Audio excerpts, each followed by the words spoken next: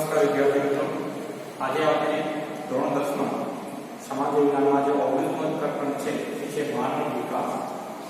માનવનો વિકાસ વિશે વાત કરી રહ્યા છીએ. આપણે તો છેલ્લા ભાગમાં આપણે ચર્ચા કરી હતી, જેમાં આપણે માનવ વિકાસની કેટલીક પુસ્તકમાં છે તેની આપણે ચર્ચા કરી હતી. બીજો કે માનવ વિકાસનો અર્થ એની આપણે વ્યાખ્યા પણ આપતા એની વ્યાખ્યા આપણી જે હતી તેમાં આપણે કહી શકીએ વ્યાખ્યા કે માનવ વિકાસ એ માનવીની અપેક્ષાઓ અને જરૂરિયાતો હોય તેવી જીવન જીવન સુવિધાઓ વિસ્તારવાની પ્રક્રિયા રહી છે. એ વ્યાખ્યા છે યુનાઇટેડ નેશનલ ડેવલપમેન્ટ પ્રોગ્રામ દ્વારા એ વ્યાખ્યા આપવામાં આવી છે. પછી આપણે માનવ વિકાસ એટલે શું એના વિશે પણ આપણે માહિતી છે એ આગળના ભાગમાં આપણે શીખ્યા હતા. આજે આપણે વાત કરી રહ્યા છીએ તો માનવ વિકાસમાં જેને આપણે કહી શકીએ કે માનવ વિકાસમાં વાત કરી રહ્યા છીએ HDI human development index. Human development index જેને આપણે માનવ વિકાસ આંકની આપણે ચર્ચા છે એ આપણે આજે આ જે ટોપિક પર કરશું. તો સૌપ્રથમ વાત કરીએ તો નોબેલ પારિતોષિક વિજેતા ભારતીય મૂળના એવા કહી શકીએ છીએ અર્થશાસ્ત્રી અમર્ત્ય સેન. કોણ? તો ભારતીય કહી શકીએ છીએ કે ભારતીય મૂળના અર્થશાસ્ત્રી અમર્ત્ય સેન એ માનવ વિકાસની કહી શકીએ છીએ કે આંકની વિભાવના કરી હતી. માનવ વિકાસ આંકની વિભાવના કરી હોય તો અમર્ત્ય સેન છે. તે અન્ય પ્રથમ માનવ વિકાસ એવા 1990 માં કહી શકીએ તો પ્રથમ માનવ વિકાસ આંક છે એ 1990 માં પ્રકાશિત કરવામાં આવ્યો. યાદ રાખજો પરીક્ષામાં એક બે વાક્ય વિકલ્પના પ્રશ્નો નીકળી શકે છે. પ્રથમ માનવ વિકાસ આંક ક્યારે રજૂ કરવામાં આવ્યો તો 1990 માં બરાબર છે. ભારતીય અમર્ત્ય સેન અર્થશાસ્ત્રી તેના અને પ્રથમ માનવ વિકાસ આંક તહેવાર છે 1990 માં પ્રકાશિત કરવામાં આવ્યો હતો. ત્યારથી તેના સંયુક્ત રાષ્ટ્ર વિકાસ કાર્યક્રમ જેને આપણે કહી શકીએ છીએ ઇંગ્લિશમાં યુનાઇટેડ નેશનલ ડેવલપમેન્ટ પ્રોગ્રામ દ્વારા દર વર્ષે માનવ વિકાસ અહેવાલ છે તે પ્રસિદ્ધ કરવામાં આવે છે. જેમાં જુદા જુદા દેશોના વિકાસના વિવિધ નિર્દેશકો એટલે કે અલગ અલગ દેશોના જે વિકાસના વિવિધ નિર્દેશકોના આધારે એક વૈશ્વિક વિશ્લેષણ રજૂ કરવામાં આવે છે. સંયુક્ત રાષ્ટ્ર વિકાસ જેને આપણે યુએનડીપી વિકાસ કાર્યક્રમ દ્વારા પ્રકાશિત થયેલ પ્રથમ માનવ વિકાસ અહેવાલ સંયુક્ત રાષ્ટ્ર દ્વારા યુએનડીપી દ્વારા પ્રકાશિત થયેલ પ્રથમ માનવ વિકાસ અહેવાલ એ માનવ વિકાસ આંક નો ખ્યાલ પ્રસ્તુત કરે છે. માનવ વિકાસ આંકનો ખ્યાલ હ્યુમન ડેવલપમેન્ટ ઇન્ડેક્સ તરીકે આપણે પૂછી શકીએ છીએ તે પ્રસ્તુત કરવામાં આવ્યો છે. જેમાં માનવ વિકાસ આંકના ત્રણ નિર્દેશકો છે સંયુક્ત રીતે ઉપયોગમાં કરવામાં આવે છે. જ્યાં પ્રથમ છે સરેરાશ આયુષ્ય જેને આપણે આરોગ્ય તરીકે આપણે પૂછી શકીએ છીએ. માનવનું સરેરાશ આયુષ્ય છે.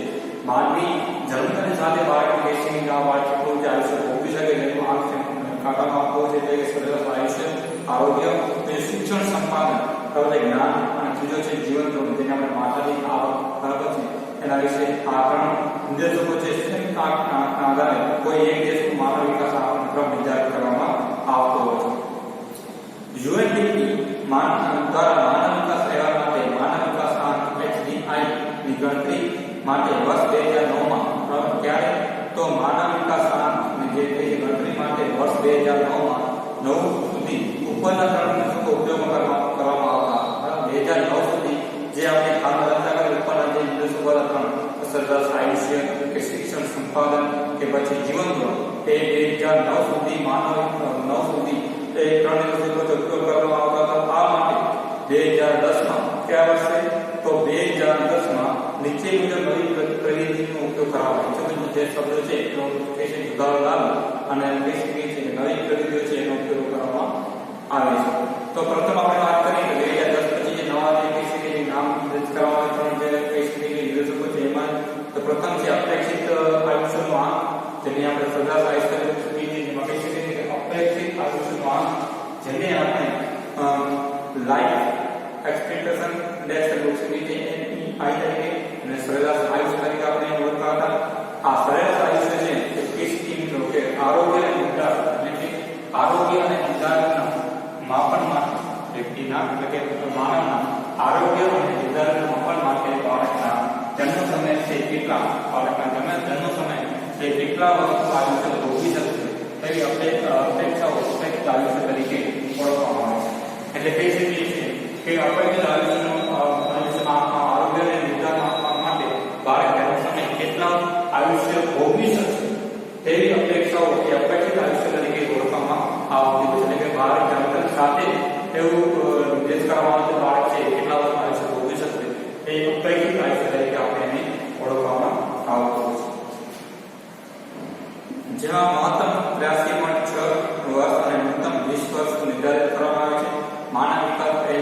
2015માં બરાબર 2015માં આપણે અહીંયા બુકમાં આપવામાં આવ્યું છે. તો 2015માં ભારતનો અપેક્ષિત આયુષ્કાળ છે 68 વર્ષ બરાબર. એટલે કે ભારતનો અપેક્ષિત સરેરાશ બેસી ગઈ આટલા વર્ષની ઉંમરની જે વ્યક્તિ છે તે જીવી શકે છે બરાબર. એટલે 68 વર્ષ 2015માં આપણો મુજબ કહી શકીએ કે 68 વર્ષ સરેરાશ આયુષ્ય છે તે આંકડે મૂકવામાં આવ્યું છે. પછી વાત કરીએ તો શિક્ષણ શિક્ષણ આંક તરીકે વાત કરી છે જેને આપણે શિક્ષણ સંપાદન તરીકે ઓળખતા જેને આપણે જ્ઞાન તરીકે ઓળખતા.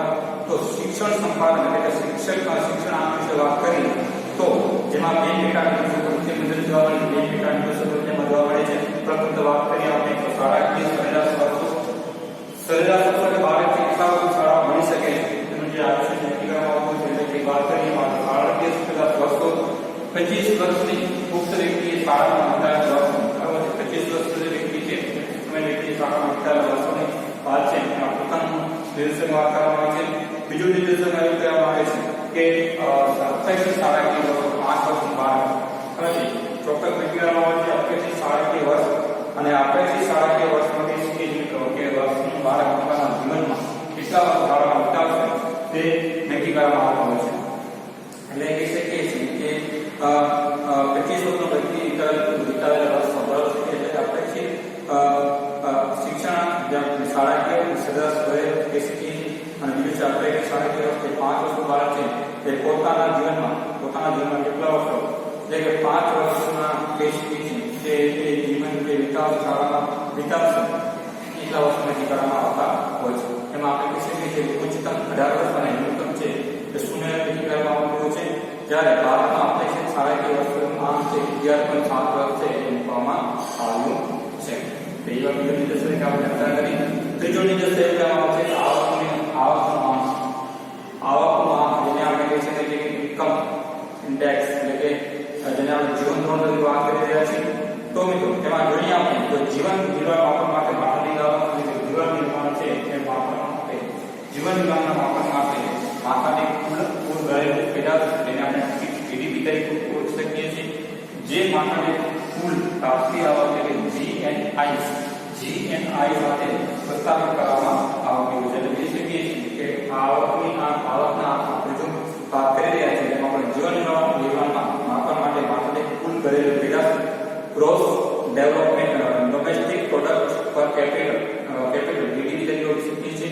જે માથાની કુલ આવક જે GNI તરીકે ઓળખી શકીએ છીએ ગ્રોસ નેશનલ ઇન્કમ પર કેપિટલ બરાબર જેને આપણે GNI તરીકે ઓળખી શકીએ છીએ જેને પ્રતિપાદિત કરવામાં આવે છે.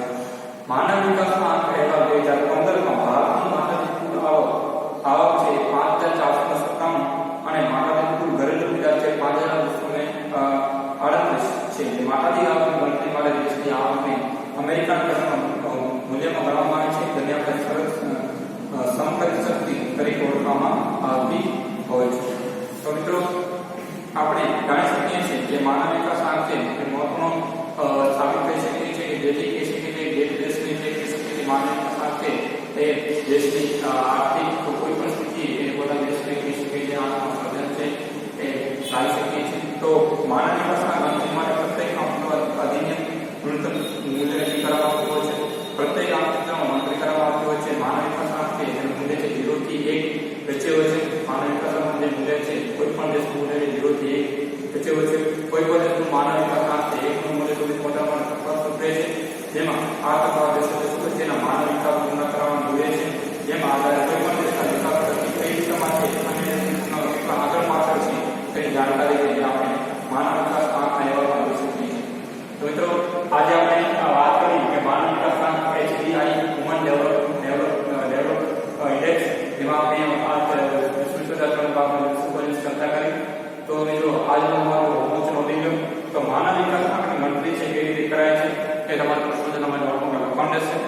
હવે ત્યાર બાકીનો જે પોઈન્ટ છે કે માનવ વિકાસ અહેવાલ જેની આપણે ચર્ચા છે જે આપણે નેક્સ્ટ ભાગમાં કરશું. ત્યાં સુધી તમે